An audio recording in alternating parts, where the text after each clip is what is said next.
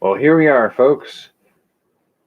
The Taco Tuesday of the Apocalypse. The a-tacolypse, I guess, is what we're. It's the Taco Tuesday. I don't know if this is a tradition I want to make. But I thought it would just be a kind of a fun way to have a little snack for the quarantine, and it's Taco Tuesday. So I thought I haven't had a crunchy taco in probably 20 some odd years. So I'm revisiting the crunchy taco, and I made this with stuff I got from the Dollar Tree. Most of it. I actually got the shredded cheese somewhere else and the shredded lettuce somewhere else, but made the rest of it with stuff I got off of the Dollar Tree. So it's been a while since I've had a taco. This is probably not the best way to introduce myself back into eating tacos, but here we go.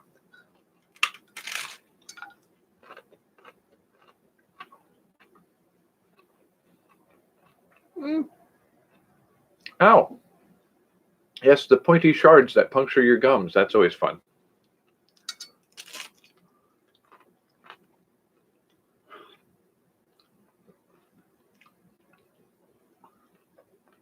Pretty tasty, though.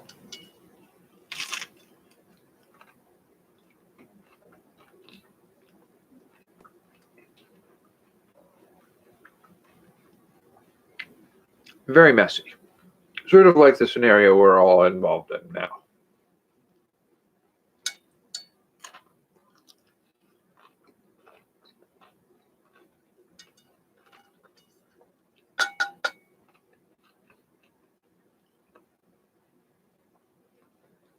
Not bad. So basically what I did was I got a can of, what was it? It was no bean chili. Added a can of refried beans to it. And added some black beans to it. And then I cooked up some of the rice and added that to it. And then some of the shredded cheese. And then it's the dollar store salsa.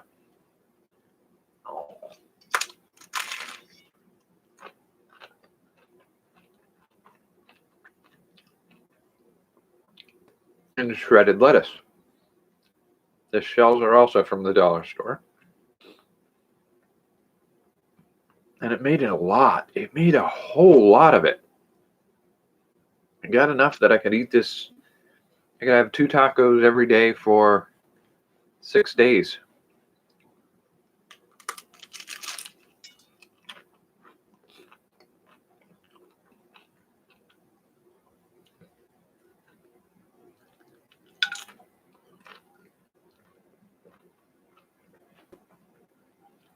And honestly,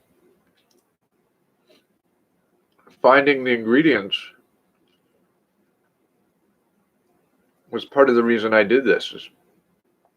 I found food at the Dollar Tree that people are forgetting exists because they're so busy ripping everything off the shelves of every other store.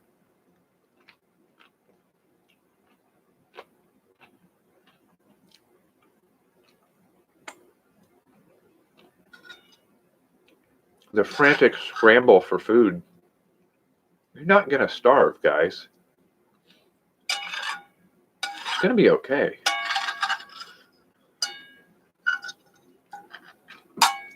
But while prepping this, I did run into a few friends of mine. And we got talking, and one of the things I mentioned was I had an uncle who was, I forget if he served in the Navy or if one of his relatives did. And it was during, I think it was World War II, and their ship went down. The kits they gave you to survive in included chocolate bars. Because the big thing you have to worry about on the short term, for like a week or two, maybe even a little bit longer, your big concern wasn't micronutrients. You weren't worrying about whether or not you were getting enough potassium or calcium. It wasn't going to be a huge problem in the short term.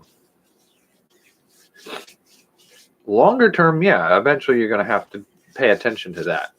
So what they put in the boxes were things that were high in sugar and high in fat, because they give you the calories you needed to keep your body running to do what you needed to do.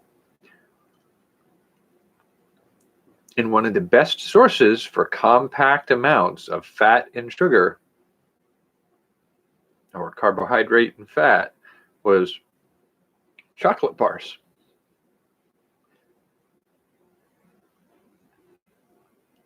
A chocolate bar was going to give you what you needed. And so, yeah, you have my permission. Have a little chocolate. If you're not diabetic, have some chocolate to get you through the apocalypse. Make some hot cocoa, make some s'mores. I almost guarantee you that people have not been looting the graham crackers out of grocery stores. I'm pretty sure anybody's buying marshmallows in bulk.